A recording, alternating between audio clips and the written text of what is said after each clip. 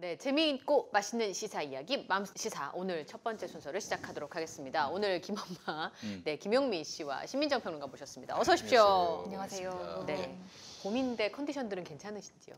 네. 건강하시군요. 그렇습니다. 요즘에 최고의 화두는 면역력이어가지고 면역력 그렇죠. 네, 너무 열불나는 일이 많아서 사실은 건강을 잘 지키셔야 되고 마음의 건강도 잘 지키셔야 할 때입니다.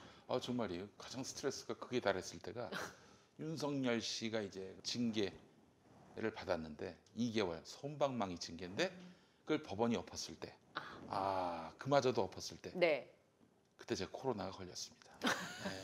면역력이 저하돼서 그래서 일주일 동안 들어갔는데 그 안에서 뒷목 잡을 일이 또 발생했지. 또 발생했어요. 빤스가 무죄로 아, 풀려난 거.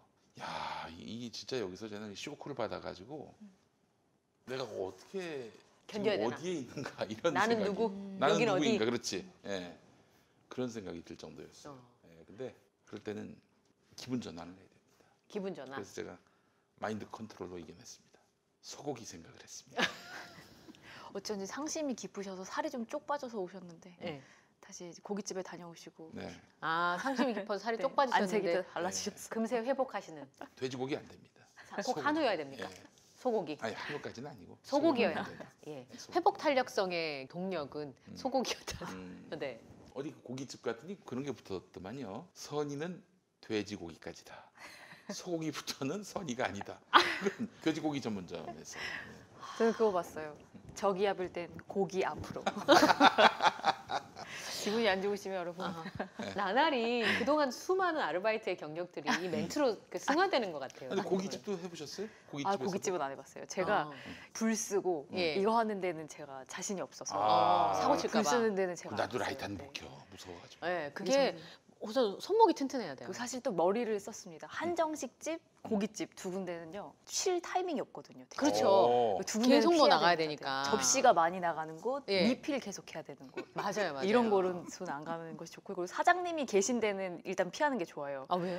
사장님이 계시면 계속 잔소리하고 일이 없어면 앉아 있는 거 자체를 못 그쵸. 보고. 그럼 계속 일을 찾아서 해야 되는데 사장님이 없고 알바생들끼리 좀 운영되거나 또는 이제 프랜차이즈점 이제 뭐 본사에서 관리하는 데다. 브레이크 타임 있고 이런데. 네, 그러면 이제 조금 이제 쉴 수가 편하고 있으니까. 네, 눈치를 덜 봐도 됩니다.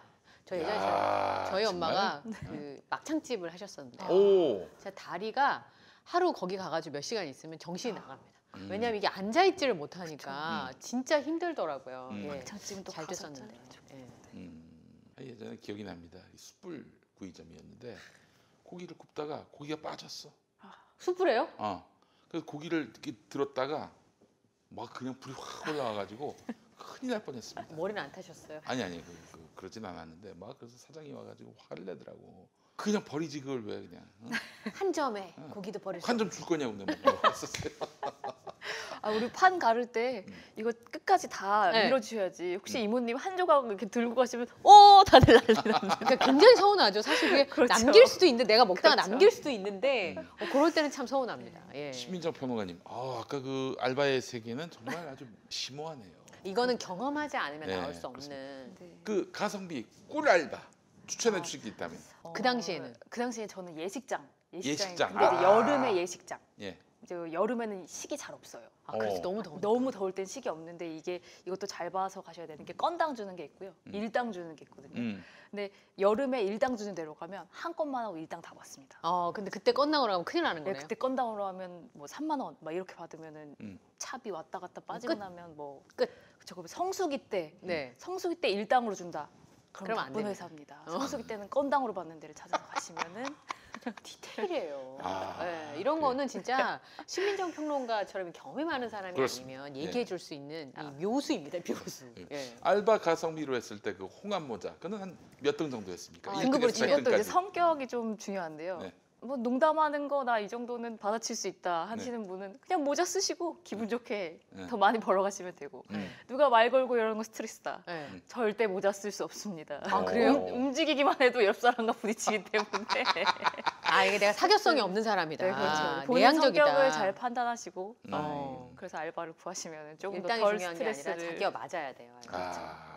네. 그래요. 알겠습니다. 네. 알바의 세계를 이렇게 리얼하게 얘기해 주신 분 처음 봤습니다. 청년층들이 굉장히 많이 공감할 거예요. 사실은 음. 요즘에는 뭐 아르바이트 자리도 모자라가지고 다들 고생을 진짜 하니까. 시급이 좋고 음. 그리고 뭔가 자신 있다. 여기 네. 꼭 가야겠다. 그러면 이력서를 들고 얼굴 보고 찾아가야 됩니다.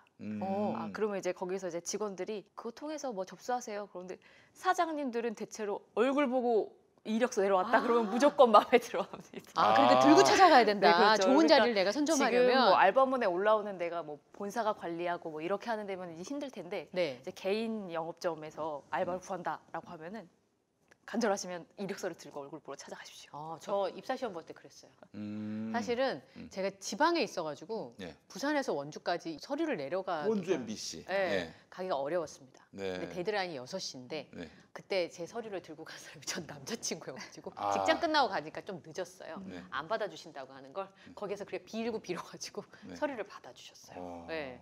그리고 나니까 저를 기억을 하시더라고요. 그러니까 사실 사람이 하는 일이니까 그럼. 성의를 보이면 그렇지. 뭐든지 예. 받아주게 돼 있습니다. 그리고 예. 이제 가서 사장님 타겟 조사 하기도 좋습니다. 갔는데 사장님이 알바생들한테 계속 잔소리하고 있고 내가 간절하더라도 내가 그건 일할 만한 아니- 곳인지 사전 조사가 필요해요. 음. 저 사장님이 쿨하시고 잘 안 계시고 그렇다. 그럼 거기 가서 일해도 좋은데 아. 사장님이 죽상으로 장사 안 죽상으로 이게 중요해요. 막이 알바생들 계속 지시하고 한다. 그러면 거기는 시급이 줘도 안 가는 것이 정신 건강에 좋습니다. 전 남친이 그러면 운전해서 부산에서 원주까지. 그럴 리가요. 그냥 서류만 접수해주고요. 시험은 제가 혼자 가서 봤습니다. 아. 그래서 저는 그때 사장님의 첫 질문이 남자친구가 있나? 그래서 없다고 할 수가 없었어요. 아, 그렇지. 접수를. 접수를 남자친구가 해가지고 네. 근데 그런 거 왜 물어봐요? 모르겠습니다. 지금은 그걸 물어보면 법적으로 저촉이 그렇죠. 됩니다. 근데 그 당시에는 그게 뭐 그렇게 문제가 되지 않았었고요. 심지어는 질문을 받는 저도 거짓말을 할까 있는 대로 얘기할까 고민할 정도였는데 징크스가 하나 있습니다. 방송국에 입사할 때 있었던 여친 남친이랑 쭉 가는 경우를 제가 딱 한 건 봤습니다. 오. 제가 방송 20여 년 진행하는 동안 대부분은 1년 안에 헤어지는데요. 가장 결정적인 이유가 뭔지 아세요? 방송국에 가면 한 달 안에 몸살을 합니다. 긴장을 하면서 몸살. 하다가 한 달 안에 몸살을 하더라고요. 이건 그냥 제 임상이에요. 그러니까 이제 긴장을 하고 바짝 긴장을 하고 있다가 한 달쯤 되면 사람이 긴장한 데도 한계가 있잖아요. 그럼. 정신을 딱 놓는 순간 몸살을 해요. 그게 왜 그러냐면 방송 내 특수성이 있잖아요. 그럼. 계속 비교를 하는 그리고 대놓고 평가를 하잖아요. 그래서 제가 그때 말씀드린 너는 눈이 너무 커서 문제다. 뭐 이런 얘기를 진짜 많이 들었고 키가 작아서 문제다. 그럼 뭐 어떻게 해요? 다리를 붙일 수도 없고. 그러니까 뽑지를 말든지 뽑고 나서 계속 그런 얘기를 볼 때마다 합니다. 그러니까 그런 스트레스를 남자친구한테 얘기를 하잖아요. 처음엔 받아줍니다. 그러다가 남자가 훈수를 두기 시작해요. 남자친구가 그거는 그래 네 마음은 알겠어. 그럴 때는 그렇게 자꾸 울지 말고 대처를 이렇게 해야 돼 라고 하면서 싸우기 시작해요.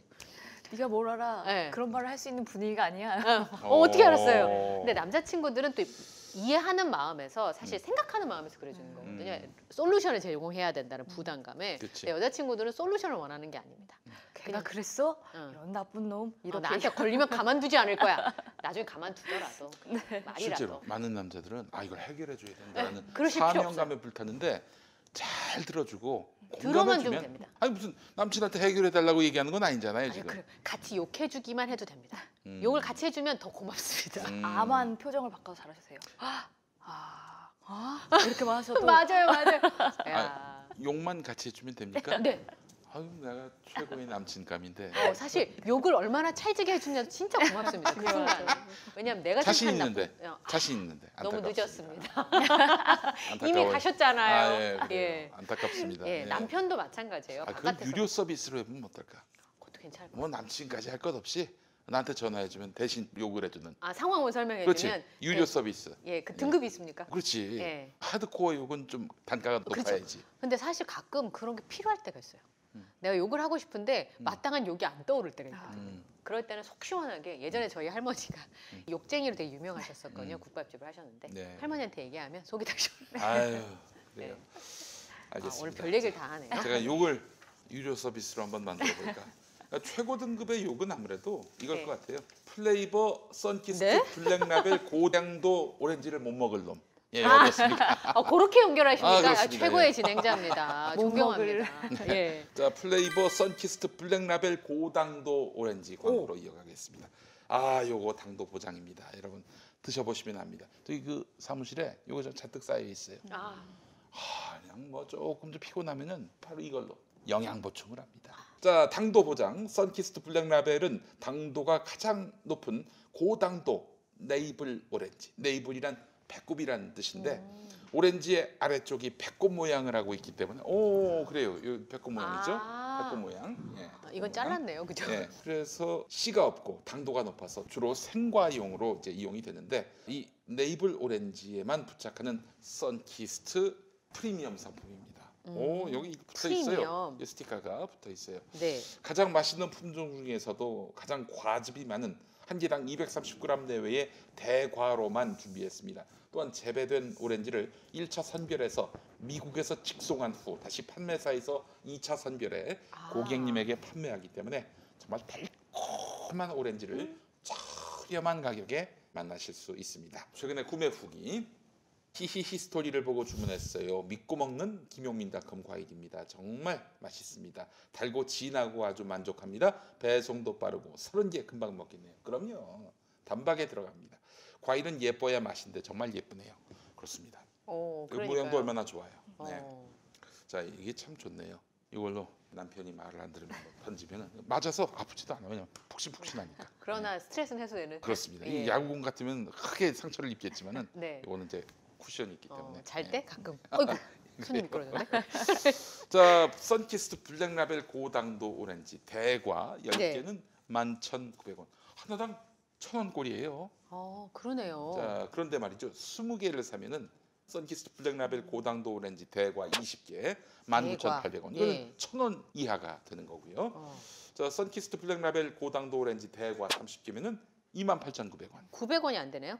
그렇습니다. 그리고 예. 선키스트 블랙 라벨 고당도 오렌지 대과 72개는 61,000원. 아유, 너무너무 쌉니다. 네. 자, 김용민닷컴에서 정말 달콤하고 맛있는 선키스트 블랙 라벨 오렌지를 가장 저렴한 가격에 만나보시기 바랍니다. 네, 감사합니다. 한번 먹어보겠습니다. 아유, 오렌지 좋아하시죠들? 그럼요. 네. 이 요거트랑 싹 갈아서 먹으면.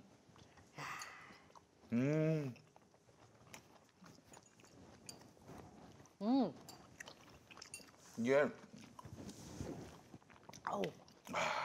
두 번째 먹는 건데 두 번째인데도 맛있네요. 그러니까요. 그리고 애들은 맛없는 과일은 또 안 먹어요. 절대 안 먹어. 먹습니다. 절대 안 먹습니다. 요 녀석들은 절대 먹지 않습니다. 정말 맛있네요. 네, 맛있네요, 진짜.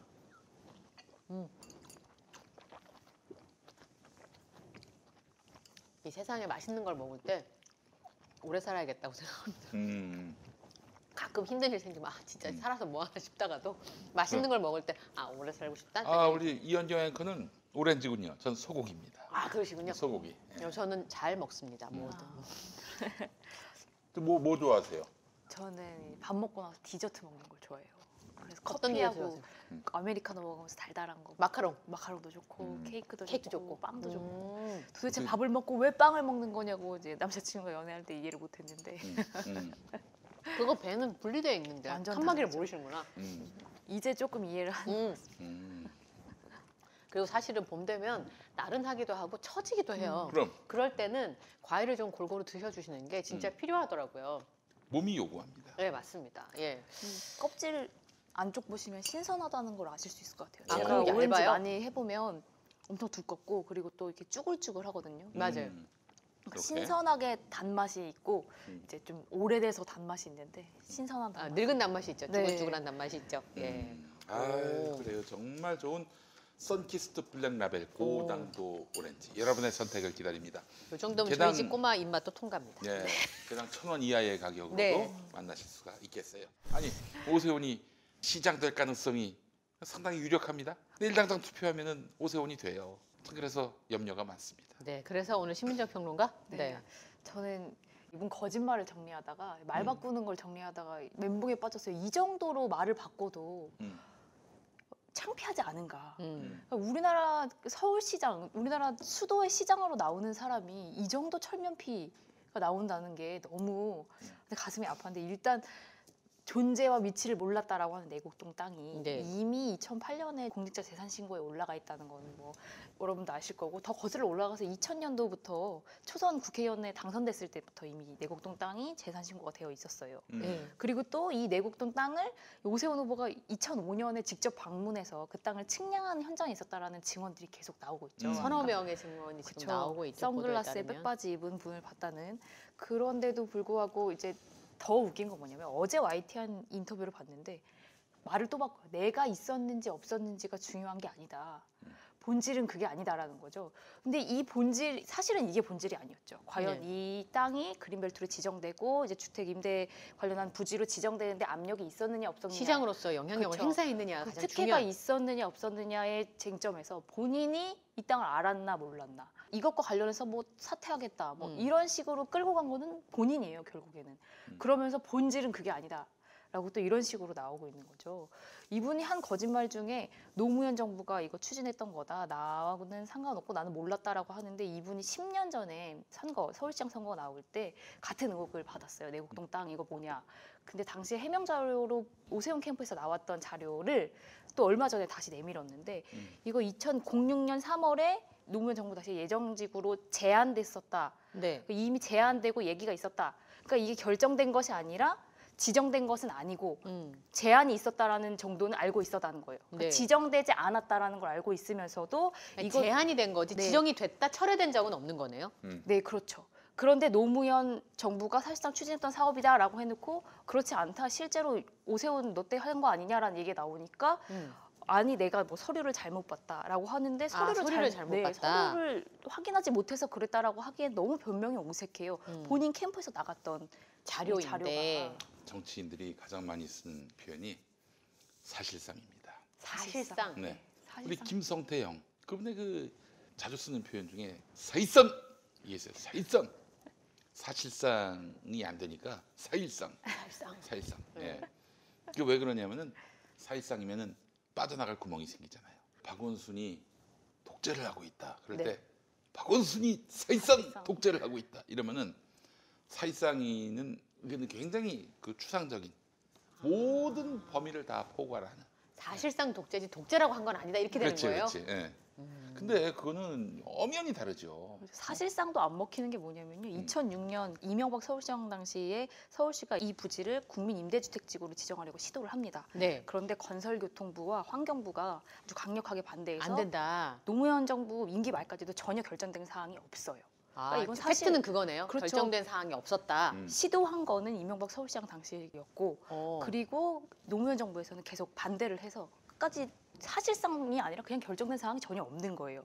그러다가 오세훈 서울시장 취임 이후로 서울시가 적극적으로 추진해서 2009년 11월에 택지개발지구로 지정이 됩니다. 네. 그러니까 또 이게 또 공개가 되니까 뭐라고 하냐면 내가 몰랐다 이거는 주택국장 정결 사항이고 내가 사인한 거 아니다 나 모른다 시장은 알지 못했다 뭐 1000만 시민 규모의 내가 이런 것까지 다 시정하면서. 알겠냐라고 하는데 이건 모를 수가 없는 게요. 일단 오세훈 서울시장 이름이 있는 서류가 공개가 됐어요. 그러니까 경유자로 나와 있는데 이것도 좀 맥락을 봐야 할 것이 2008년도 국정감사에서 네. 오세훈 후보가 이 이명박 정부의 그린벨트 해제 계획을 두고 뭐라고 얘기했냐면요. 바람직하지 않다라는 의견을 견지하고 있다라는 네. 말을 했어요. 그러니까 바람직하지 않다고 시장이 그렇게 인지하고 있는데 1년 정도밖에 안 지나서 실무자선에서 여기가 그린벨트가 해제가 되고 택지개발지구를 선정이 된다? 2009년에 네, 과연 이게 가능할까?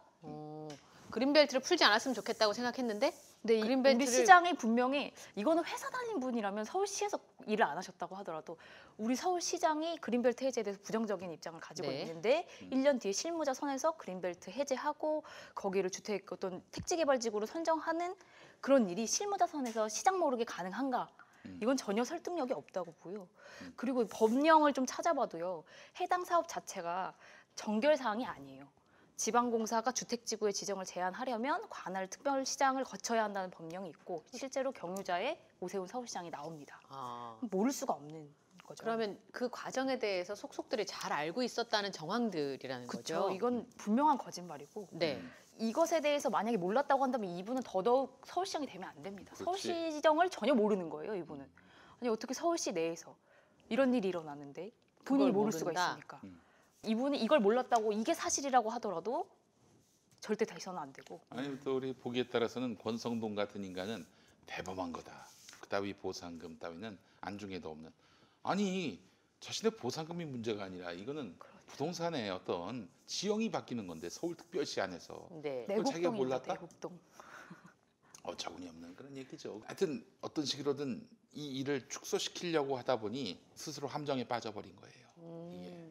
그리고 이제 눈여겨볼 것이 측량 현장에 본인이 없었다라는 얘기를 처남이었다라고 계속했잖아요. 지금 계속 얘기를 근데 하고 있는 이제 것이죠. 그러면서 측량을 왜 하게 됐는지를 본인 입으로 얘기했어요. 그러니까 당시에 그 처가의 내곡동 땅에서 불법으로 경작하던 사람들이 있었는데 그분들을 내보내기 위해서 측량을 한 것이다. 근데 이 말의 숨은 뜻은 뭐냐면요. 첫 번째로는 이명박 시장이 내곡동에 그린벨트 풀어가지고 이제 임대 아파트 세우려는 계획이 있다라는 걸 내가 미리 알아서 측량한 거 아니다. 그리고 두 번째 숨은 의도는 이분들이 지금 내가 불법으로 경작하던 분들 쫓아낸 건데 그러니까 쫓겨나면서 앙심을 품고 안 좋은 거짓말을 한 감정을 것이다. 가지고 증언을 했다는 식으로 보이게끔 하는 숨은 의도가 있는 거예요. 음. 그런데 이 증언하신 분, 그러니까 오세훈 후보 측에서 주장한 대로 불법 경작해서 쫓아내려고 했다는 그 분이 측량하는 당시에 말뚝을 다 박아주셨대요. 이 말뚝 박는 일이 진짜 쉽지 않은 일이라고 하거든요. 거기에 감사하다면서 생태탕도 같이 먹고 오세훈 시장과 네. 이분이 직접 증언하신 내용이에요. 게다가 측량한 지 열흘 정도 후에 토지 임대차 계약서를 이분과 작성합니다. 네. 이분이 계약서를 갖고 계세요. 아, 그러니까 불법 경작을 내보내려고 이 사람 쫓아내려고 하는데 내 땅에 측량하라고 말뚝까지 다 봐가지고 생태탕도 같이 먹고 일주일 뒤에 계약서도 같이 쓴다? 이거는 전혀 설득력이 없는 얘기죠. 그러네. 자꾸 본인의 무덤을 본인이 파고 계세요. 음. 그러면서 뭐 내곡동은 손해를 봤다, 오히려 투기가 아니다라고 하는데 그러니까 그 안에 지정된 땅들은 사실 크게 보상을 못 받고 외부에 뭐- 있는 땅들은 훨씬 더 돈을 많이 번다 이런 취지인가요? 네, 뭐 그런 식으로 얘기했는데 일단 그린벨트 안에 땅을 갖고 계신 분이라면 이 말을 이해할 수가 없는 게 그린벨트 안에서 땅을 갖고 계신 분들은 이거 재산권 행사를 할 수가 없어요. 거기에서 그렇죠. 뭘 할 수가 땅이 없으니까. 아무리 많이 있어도 그러니까 결국엔 국가가 이걸 사주는 수밖에 없는데 손해를 받고 팔았다? 그리고 뭐 팔 생각이 없었는데 시장이기 때문에 어쩔 수 없이 그걸 그렇게 넘겼다라는 것 말 자체가 전혀 이해를 못하는 거죠. 그리고 이건 이제 좀 확인을 해봐야겠지만 시세가 317만 원 정도 됐는데 낮게 가격으로 받았다. 수령이 평당 됐다? 270만 원 정도 그러니까 손해를 봤다라고 얘기하는데 뭐 경작인의 증언에 따르면 평당 한 120에서 150 정도 받았다고 얘기가 들렸고 임대주택 못 받은 사람도 많은데 그래서 지금 주민들이 분노하고 있는데 이분은 어떻게 되셨냐면 36억 5천만 원만 받으신 게 아니라 거기에 단독 주택용지 특별 분양까지 받으셨어요. 그게 받았어요. 어제 그 토론에서 나온 박영선 얘기야. 네. 후보가 지적한 네, 부분이죠. 그러면서 이 증언하신 분, 이 여기서 경작하셨다고 하신 분 말씀이 뭐냐면 아마 주민들이 분노했을 것이다. 추가적인 증언이 계속 나올 것이다라고 하셨어요. 그러면 지금 말씀하신 평당 120만 원에서 150만 원은 그 주변에 내곡동 땅에서 보상받으신 네, 실제로. 분들은 대략 그렇게 보상을 받았는데 네. 오세훈 후보의 처가의 땅만큼은 270만 원 정도에 받았다는 네, 거예요? 그런데 주변 시세가 317만 원이었다. 보상을 적게 받았다 이렇게 네. 주장을 해서 이제 그 사실이 알려지고 나서 그 주변에 보상받으신 분들은 분노를 일 수밖에 없는. 그렇죠. 그런 증언까지 나왔어요. 그러니까 사실 이거는 어떤 의혹이었냐면 과연 특혜가 있었느냐, 압력이 없었느냐. 있었느냐 이 의혹이었는데 이렇게 아주 구질구질한 이 내용까지 다 공개하게 된 것은 오세훈 후보가 계속된 거짓말로 거짓말을 덮고 그러다 핑계를 대고 빠져나갈 걸 대고 결국에 이런 말까지 하게 돼서 내 마음속에 내곡동 땅이 없다. 그리고 내가 그 현장에 있었는지 없었는지는 본질이 아니다. 아니요, 이제 본질이 됐습니다. 본인이 그렇게 만들었어요. 갔다면 이분은 물러나셔야 됩니다. 네. 아니 어떻게 그를 딱 믿으라고 하는 얘기인 건지 또 뭐 신뢰하라고 하는 말인 건지. 아니 그냥 있는 대로 말씀을 하셨으면 안 되는 건가? 왜냐하면 지금 신민정 평론가 말씀하신 것처럼 가장 중요한 건 내가 시장일 때 나의 권력을 이용해서 내 처가에게 득을 보게 그리고 결국은 그게 내 득이 됐는가를 따져보자는 얘기였는데 그러면 팩트는 팩트대로 공개를 하고 그 부분은 이제 다퉈보면 되는 거잖아요. 선거니까. 그런데 그런 게 아니라 지금 말씀하신 사실 중요한 문제가 아니었던 것이 중요한 문제를 변신할 수밖에 없는 상황이 됐다는 거죠. 이분이 계속 이렇게 거짓말을 하는 그 이유는 저는 유권자를 우습게 보고 있다라고 생각을 해요. 지금 뭐 유권자를 무시하기 이미 때문이다. 다 이겼다.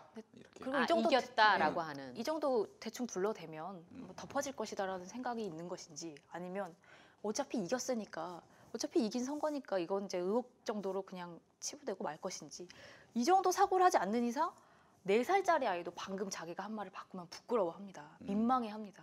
제가 키우는 딸아이도 자기가 방금 한 말이랑 행동이 다르면 부끄러워하고 민망해하거든요. 근데 이 정도로 문서들이 나와서 증명이 되고 있는데도 내 마음속에 없었다는 둥, 뭐 그게 중요한 게 아니라는 둥 이런 식으로 말을 바꾸는 게 정말 저는 유권자들을 무시하지 않고서는 우습게 보지 않고서는 어저께 TV 토론의 태도도 불편했어요. 네. 그 예전에 그 박지원 형님이 네. 했던 말이 있어요. 박지원 형님이 선거 때 와가지고 나에게 조언을 많이 해줬었어요. 2012년 때. 그 당시에 그때 해주셨던 말들 중에 가장 기억에 남고 이제는 제 인생의 좌우명이 됐습니다. 맞을 때 잘 맞아야 한다.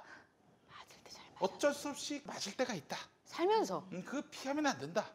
만약에 피한다고 광 대표 받고 통 맞으면은 그 아주 더 불행한 사태가 발생한다. 또 때린 사람도 이건 잘못 때리면은 손이 나가는 수가 있다. 그렇죠. 그렇기 때문에 맞아도 큰 탈 없는 이 볼에 맞게 제대로 대드려라 이런 건데 그게 하나 있었고 또 하나가 반드시 토론회 할 때는 겸손한 태도는 말할 것도 없고 고개를 쳐들면 큰일 난다. 그때 고개를 해준 쳐들면. 병원이에요. 그때. 예, 고개를 쳐들면 안 된다. 깔아뭉개서 보는 건데 그거는 아주 잘못된 사인이다. 그게 스샷으로 도는 순간에는 그때 스샷이라는 표현은 쓰지 않으셨지만 스샷이 그게 뭐예요? 짤. 스크린샷. 네. 예. 그 표현을 쓰신 것 같지는 않은데 하여간 그렇게 해서 세상 사람들에게 회자가 되면은 건방지게 보인다. 그 한 장으로 선거가 끝나는 경우도 있다. 이런 네. 말씀하시더라고. 그러니까 사실 토론회를 진행을 할 때 그 사람이 얼마나 잘 받아치냐를 보는 사람이 누가 있어요. 그렇죠. 내용보다는 태도를 그 보는 사람이 거죠. 어떤 태도를 가지고 있느냐. 음. 특히나 잘못을 했을 때 잘못을 인정하는 모습이 더 플러스 알파가 될 수도 있어요. 사실 토론 같은 경우에는 네. 지고 이기는 경우가 얼마나 많은데요. 예. 하여튼 뭐 그때 그 말씀을 딱 떠올려 보니까 어제 그 고개를 쳐드는 모습 보니까 야, 이 사람은 뭐 진짜 세상을 다 가졌구나 이런 생각이 들더라고요. 명언이네요. 맞을 때 잘 맞아야 된다. 맞을 때 잘 맞아야 된다. 그러니까 안 맞으려고 피하는 것도 큰 문제고 그 맞는 걸 피하려고 피하다가 오히려 더 광대뼈나 치명상을. 이 턱을 맞으면은 아주 큰 불행이 온다. 박지원 국정원장이 의원 시절에 가장 유명한 게 뭐냐면 어떤 질문도 피하지 않습니다. 아, 예를 들어 섭외를 했어요. 일주일 전에. 근데 당일날 굉장히 불리한 일이 터졌어요. 직전에. 그러면 보통의 국회의원들은 이렇게 얘기합니다. 이 질문 빼줘. 그래서 제가 질문 안 빼고 그냥 질문하면 딴소리 합니다. 그렇게 해서 피해가는 경우가 있었는데 박지원 의원은 그 나중에 스태프들한테 전화해가지고 네. 막 보좌관이 뭐 열불을 내지. 국장한테 전화하죠. 어, 국장한 전화해서 저희들한테는 얘기를 안 하고 국장한테 전화해서 막 난리를 칩니다. 그러면 그게 내려오면 이렇게 눈덩이가 불듯이 불어서 머리 위에 얹혀지는 경우가 생기는데 박지원 의원 전 딴 건 잘 모르겠습니다만 언론을 대하는 태도 중에 그거는 정말 저는 좀 다른 사람들도 봤으면 좋겠다고 생각하는 게 국회의원들 그 당시 질문을 피한다고 피해지나요? 그리고 질문을 굳이 앵커는 합니다. 이제 그렇게 되면 하면 피하는 모습 방송에 그대로 나가죠. 그럼 오히려 부정적인데 질문을 그냥 하라고 하세요. 그러니까 그런 태도는 저는 제가 방송을 했기 때문에 그런 게 아니라 좀 필요하지 않나. 네. 그러니까 적어도 저는 만약에 뭐 노무현 정부가 추진했던 사업이다라고 했다가 그 서류가 나왔어요. 본인 캠프 쪽에서. 죄송하다. 착오가 있었다. 네. 하지만 어쩌어쩌었다라고 주장을 하던지 적어도 그런 말 한마디 정도는 있어야 있어야 되는데 이런 된다. 태도도 전혀 없습니다. 캠프에서도 좀 곤란할 수 있겠다 싶은 생각이 들어요. 근데 지금 이 사람들은 만약에 이게 재판으로 가더라도 우리가 이긴다. 언론이 보도 안 해줘서 쟁점이 안 되는 건 말할 것도 없고 나중에 불행히 재판에 가더라도 이긴다. 이긴다. 이렇게 생각하고 있어요. 이게 지금 모든 뭐 선거는 일종의 통과 의례일 뿐이지. 이기면 다 덮인다. 그래. 승자가 모든 걸 다 독식한다. 자기 분위기도 혹은 뭐 자신의 어떤 성과도 다 독식한다. 이렇게 생각하고 있는 거예요. 저는 그런 생각을 했거든요. 사실 후보한테밖에 확인할 방법이 없잖아요. 어떤 사실이든. 그 후보의 내밀한 면을 아무리 정치적인 생각이 같다고 하더라도 알 수가 없으니까. 근데 계속 저러면 대변해 준 사람 입장에서는 같이 뻔뻔해지는 수밖에 없죠. MB 그 캠프의 굉장히 좀 박형준 곤란하지 후보처럼. 않을까. 저는 이제 그런 생각이 들었어요. 정치적으로 싸울 건 싸우더라도 사실은 분명하게 밝혀줘야 사실 얘기하는 사람도 면이 서는 건데 명분이 없이 얘기하는 게 얼마나 뻘쭘한 일입니까? 하여간 뭐 선거법에 당선을 목적으로 한 허위사실 공표는 네. 반드시 책임을 묻습니다. 법이. 네. 그냥 넘어가진 않을 거예요. 그 특히 이재명 지사의 경우도 그것 때문에 굉장히 고생을 많이 했잖아요. 근데 네. 이재명 지사는 달라요. 토론회 중에 TV 토론회 생방송 중에 상대 후보가 막 추궁하듯이 시간은 제한돼 있고 그런 와중에 답을 하다가 전부를 다 얘기하지 못해가지고 네. 그걸 곡해한 재판장이 2심에서 유죄를 때렸는데 네. 결국 대법원 가서 엎어졌지 무죄로. 그런 게 아니라 그건 진짜 의도가 당선될 목적. 불과 시청률이 2%대인데 그리고 뭐 그거 한다고 한들 지지율 격차가 어마어마한데 그 와중에 상대 후보가 그것도 3등 후보가 1등 후보한테 물어보는 와중에서 발생하는 그런 수세적인 입장에서 답한 것이 당선을 목적으로 한 거짓말일까? 인정받지 못한 거죠. 근데 이거는 좀 다르잖아요. 네. 1등 후보긴 한데 이재명 지사와 마찬가지로 이 사람은 지금 자기가 부동산과 관련한 부조리가 없었다. 이걸 설명하는 과정에서 거짓말을 한 것이고 거짓말은 나중에 다 거짓말임이 확인이 된 거죠. 그러니까 고의성이 있다는 것이 확연히 또 드러나는 거짓말 아니겠어요? 말씀해 주신 대로. 그래서 저는 이거는 기소를 안 할 수가 없다. 이재명을 기소했으니까 당연히 이 사람도 기소를 해야 되는 거예요. 100만 원 넘어간다? 그럼 얄짤없이 이제 당선 무효용이 되는 거고 10년 동안의 피선거권이 박탈되기 때문에 거죠. 예컨대 이번에 오세훈이 당선된단 말이에요. 내년 6월에 지방선거에 또 오세훈이 나와. 못 거기서 나온다는 당선돼도 그러니까 이게 내년 6월까지는 아마 결론이 대법원 안 난다. 확정 판결이 나올 것 같진 않아요. 네. 내년에 공천 받아가지고 그래서 시장이 또 된다.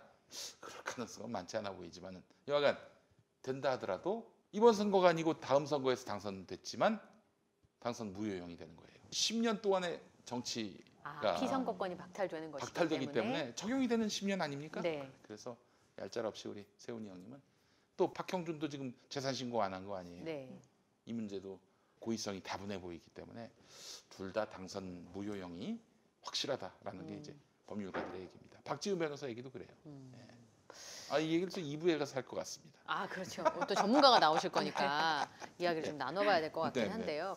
사실은 판단의 근거가 많지 않기 때문에 시민들은 작은 것 하나하나 내가 정확하게 판단할 수 있는 팩트가 굉장히 중요하잖아요. 그렇죠. 예. 그리고 예전에는 어떤 분이 그런 댓글 다셨더라고요. 옛날엔 정책 선거에서 뭐 정책과 관련된 기사들이 그래도 좀 있었어요. 어디 찾아볼 때가. 근데 특히 재보궐 선거는 일부 지역에만 치러지는 것이기 때문에 요즘 또 그런 것도 별로 없어요. 그러니까 이제 판단할 수 있는 게 찰나의 판단이 될 가능성이 높은데 영향을 줄 수도 있겠다 이런 생각이 좀 드네요. 이게 분명한 거짓말에 대해서는 보도가 좀 적극적으로 됐으면 좋겠어요. 지금 계속 네거티브다, 물타기다, 뭐 선거 비방전 이렇게 네, 그렇게 흐리고 있다라고 되는데 비방전이 아니고요. 분명히 사실관계를 확인해야 될 내용들이 많습니다. 박형준 후보도 그렇고 오세훈 후보도 그렇고 그리고 본인들이 한 말에 책임지는 태도를 반드시 보여주기 위해서라도 아니 이런 거짓말을 천연덕스럽게 했단 말이에요. 시장이 된단 말이지. 민감한 사안이 있거나 혹은 뭐 자기가 책임질 일이 있을 네. 때 그때 가가지고 거짓말하면 그때 어떡할 거예요? 그때 가서는 우리가 잘못 뽑았다. 이 후회를 해야 됩니까? 지금 잘해야지. 이번 투표 때 잘해야지. 이런 거짓말을 천연덕스럽게 하는 사람이 시장이 되면 안 된다. 이 기준을 갖고 투표를 해야지. 네. 우리가 거짓말 잘하는 사람 겪어봤잖아요. MB. 또 그 MB의 직계 아닙니까 사실. 후폭풍이 너무 셉니다. 우리가 잠깐 화났다고 해서 이성을 잃고 MB의 시절로 돌아가지 않도록 반드시 이번 투표에서 좀 결과가 좋았으면. 사실은 누가 시장이 되고 대통령이 되더라도 민주당은 안전합니다. 야당을 건드리면 그건 진짜 문제가 되기 때문에 네. 그래서 그분들은 안 건드려요. 그러나 이제 그렇지 않은 민주 시민들이 다치지. 그렇죠. 민주 시민들이 다쳐요. 용산 네. 참사 아, 기억납니다. 네. 그렇지. 세월호 네. 돌아가신 분들. 네. 그래서 민주 시민이 아니라 모든 시민, 모든 국민이 다 다칩니다. 국민들이 다친다. 어느 날 갑자기 우면산을 지나가는데 산사태가 나가지고 토사에 묻혀봐요. 그럼 아마 또 그때도 딴소리 할 거예요. 실제로도 그랬어요. 그 당시 오세훈 책임론이 있었는데 그렇지만은 그 당시에 산사태 있었죠. 네. 그러면은 박원순 시장 같으면 어떻게 했겠어요? 진짜 자기가 잘못해서 그런 줄 알고 정말 뭐 머리 숙여서 사과하고 책임을 지고 뭐 사퇴까지 했을 거예요, 그 양반은. 그런 일이 자기 시대에 있었다면. 근데 그때는 아주 그냥 또 재치문답으로 요리조리 피해가잖아요. 지금 거의 뭐 지금 오세훈, 박형준 재치문답 예능 프로그램을 찍는 것 같아요. 어떤 어려움이 닥치더라도 무슨 말로 풀어나갈 수 있을까요? 뭐 이런. 그 제가 예전에 지난주 주일 설교 때도 했던 예화인데. 네. 저 예화 좋아합니다. 예, MBC 라디오에 PD가 있었는데 네. 1979년 10월 26일 날 박정희가 죽었어요. 그때 방송이 일주일 내내 장송곡 틀고 그러지 않았겠어요? 예전에는 그랬다고 예, 하더라고요. 장송곡 틀고 뭐 아니 사실은 국가 원수가 돌아가셨으니 전직 원수라도 좀 예우를 해드리는 건 좀 이해가 되는데 뭐 과도했지. 18해를 집권했던 독재자, 네, 철권 그러니까 독재자. 대통령은 한 사람밖에 없는 줄 알았다고 그렇지. 하시더라고요. 다. 짐이 곧 국가였던 시대에 그 짐이 돌아가신 거 아니에요. 네. 그래서 하여튼 라디오 PD들이 뭐 할 게 있겠어요. 뭐 토크도 하지만은 장송곡을 얼마나 많이 준비했겠어. 레퀴엠. 예. 판이 다를 정도로 같은 음악 계속 틀고 그러다가 이제 박정희가 만든 노래, 새마을 노래, 또 나의 조국 이런 거 들었지. 나의 조국. 그러다가 어떤 PD가 갑자기 리 시스터스의 좋아졌네 좋아졌어. 그런 노래가 있어요. 그런 노래가 있어요. 그 가사를 읽어드릴게. 좋아졌네 좋아졌어. 제목이 참. 아니 가사도 기가 막혀. 아 그래요? 예. 좋아졌네. 예. 약간 요즘 스타일인데 제목은 그렇죠. 아니 정말 그 노래가 말이죠. 많은 사람들에게 많이 불렸던 노래기도 하고 유명곡이었어요. 72년에 나온 노래인데 좋아졌네 좋아졌어. 몰라보게 좋아졌어. 이리 보아도 좋아졌고 저리 보아도 좋아졌어. 우물가에 물을 깃는 순이 얼굴이 하하. 소를 모는 목동들의 웃는 얼굴에 하하. 네. 마을마다 길가에는 예쁜 꽃들이 하하. 좋아졌네 좋아졌어. 몰라보게 좋아졌어. 이리 보아도 좋아졌고 저리 보아도 좋아졌어. 이런 노래였어요. 가사는 굉장히 훌륭한데. 근데 난 박정희가 참- 죽었는데 좋아졌네 좋아졌어. 이걸 들은 거예요? 이걸 튼 거야. 야, 어떻게 진짜 됐어요? 불려갔지. 불려가는 순간 바로 이제 수사관이 잡아서 남산으로 데려가서 뼈로 만들 줄 알았대. 네. 살을 다 발라내고. 네, 그러니까요. 그 걱정을 하고 갔는데 한마디라고 나왔습니다. 뭐라고? 무사히. 다만 그 얘기는 들었지. 다시는 들지 말게. 어. 박정희 대통령 각하 때 우리가 좋아졌네 좋아졌어. 아. 몰라보기에 좋아졌다라는 의미였습니다. 이런 얘기를 하고 나왔지. 예. 그게 대치문답이에요. 재치문답이지. 네. 야, 이 사람은 진짜 생사의 기로에 섰던 말 상황에서 한마디로 그죠? 말 한마디로. 근데 진짜 그런 의미에서 좋아졌네 좋아졌어를 들었을까? 예, 이런 생각은 듭니다만은. 네. 네. 어쨌든 그 말을 잘 했기 때문에 음, 자신의 목숨을 건지. 목숨을 부지했지. 부지했죠. 이게 만약에 예를 들어서 아니 어땠어요? 박정희가 죽어가지고 이제 민주주의가 회복되지 않겠습니까? 그랬으면 그랬으면 이제 바로 남산으로 가서 뼈를 발라냈겠지. 그렇죠. 아마 그 어떤 사고를 갖고 있나? 도대체 어떤 사고를 갖고 있길래 저런 말이 입 밖으로 나왔을까? 아마 부검을 당했을 겁니다. 그렇죠. 그 그거만 당시 당했을 그 당시의 거예요. 상황을 예. 생각하면 예. 충분히 그럴 수 있는 상황이었던. 좋아졌네, 좋아졌어. 그런 노래가 있었네. 집에 가서 한번 들어봐야 되겠네요. 리 네. 시스터즈의 리 좋아졌네, 시스터즈의, 예, 좋아졌어. 예. 예. 완전 요즘 스타일 라임이 딱딱 맞고. 예. 네, 그래요. 네. 정말 그 시장이 책임은 안 지고 이런 재치문답이나 한다고 생각을 해보세요. 위기 상황이 발생하고. 근데 사실은 무슨 일이 벌어질지 모르잖아요. 시정이 있을 동안에. 그래서 그렇죠. 거기에 대한 대처 능력이라든지 이런 건 굉장히 중요한 잣대가 될 수 있죠. 근데 사실 또 이런 말씀을 드리면은 우리 저 시민들한테는 좀 미안한 게 현 정부에 대해서 마음에 안 드는 분들한테 야 마음에 안 들어도 그냥 민주당 찍어 이런 얘기를 혹시 들릴까봐 그러는데 그럴 수 있네요. 뭐 그런 차원에서 드린 말씀은 아니고 다만 좀 감이 될 때까지는 좀 기다려 주시면 어떻겠는가. 감이 될 때까지. 이 자들은 아직도 탄핵의 그 망령에서 헤어나오지 못한 자들입니다. 탄핵당할 짓을 해놓고 반성도 안 하고 성찰도 안 하고 그래서 뭔가 바꿔보겠다라는 노력을 전혀 하지 않는. 보세요. 오세훈 10년 동안에 뻔뻔함은 늘었지만 싸가지는 줄어들었잖아요. 이런 오세훈에게 표를 줘서 시장을 시킨다. 우리 스스로 불행을 선택하는 일이 되지 않겠는가 하는 게 제 생각입니다. 네. 지도자가 거짓말을 하면은 이건 말다한 거예요. 그렇죠. 그거 진짜 안 돼. 그 진짜 의지적으로다도 내가 진짜 참말을 했다가 손해 볼 것 같으면 차라리 침묵을 유지하든지. 근데 아주 천연덕스럽게 얼굴색 하나 바꾸지 않고 거짓말한다.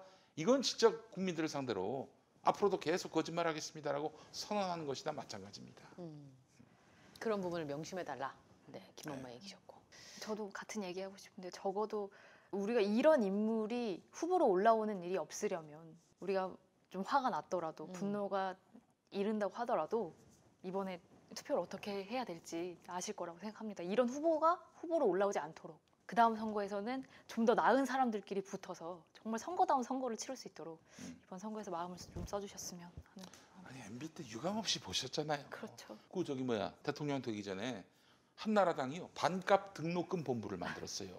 아 맞아요. 반값 등록금 반드시 실현하겠습니다. 아예 플래카드도 내걸었어. 네. 그러다가 당선되고 그 이듬해 광운병 쇠고기 촛불 집회가 막 들불처럼 일어나고 가라앉았을 때 그때 9월 9일에 국민과의 대화에서 나는 반값 등록금 공약을 한 바가 없다. 이런 얘기를 했어요 방송에서. 이건 아시지? 진짜 정말 뻔뻔한. 아니 그 시대에 반값 등록금이 얼마나 큰 관심사였어요. 그쵸. 굉장히 큰 이슈죠. 그거는. 네. 그러다가 나중에 그로부터 또 2년 지나서 MB가 했던 말이 또 있습니다. 등록금이 너무 싸면 교육의 질이 떨어진다. 이런 얘기를 했습니다. 예. 아무도 그땐 질타를 못했습니다. 왜냐? 언론들이 다 입이 막혀가지고 MBC 사장, KBS 사장 다 교체됐죠. YTN 사장도 교체가 됐죠. 예. 등록금이 너무 싸면 교육의 질이 떨어진다. 이런 멘트만 보도가 됐습니다. 네. 정말 어처구니 없음 분노는 우리의 몫이 돼버렸고요. 네. 근데 요즘에는 영상들이 하도 많이 남아 있어서 앞으로는 정치인들이 이런 얘기를 하면 영상이나 사진이 바로 등장하는. 그쵸. 네. 지금 문서가 등장해도 오리발을 내밀고 있는데 네. 다시는 이런 일이 일어나지 않도록. 아니 증거가 나와도 또 증인이 나와도 그래도 그냥 자기 거짓말은 문제가 없다. 본질을 호도하지 말라. 이런 얘기를 하고 자빠졌으니 이 설명도 얼마나 불성실합니까? 아주 건방져요. 그쵸. 뭐든지 솔직하게 얘기를 하고 그 다음은 판단을 맡겨야 되는 부분들인데 오늘 2부에서는 최근에 이제 여론조사가 보도가 많이 되고 또 선거의 판세를 읽는 여러 가지 기사들이 많이 보도가 되잖아요. 네네. 그걸 진짜 참을 좀 읽어주실 분을 저희가 모셔서 음. 이야기를 좀 듣도록 하겠습니다. 네. 박진영 씨. 네. 네, 박진영 씨. JYP 모세요. 아니고. 예. 가난한 박진영. 예. 무명의 박진영을 모시겠습니다. 전 이분을 굉장히 오래 알았거든요. 근데 설명을 참 잘하세요. 정치 판세 설명을 요게 이렇게 해서 이렇게 이론적으로도 본인이 또 논문도 쓰고 이래서 설명을 참 잘하시니까 네. 2부에 좀 기대를 해봐도 좋을 것 같습니다. 자, 그럼 1분 여기서 마무리하고 예. 2부에서 뵙도록 하겠습니다. 김영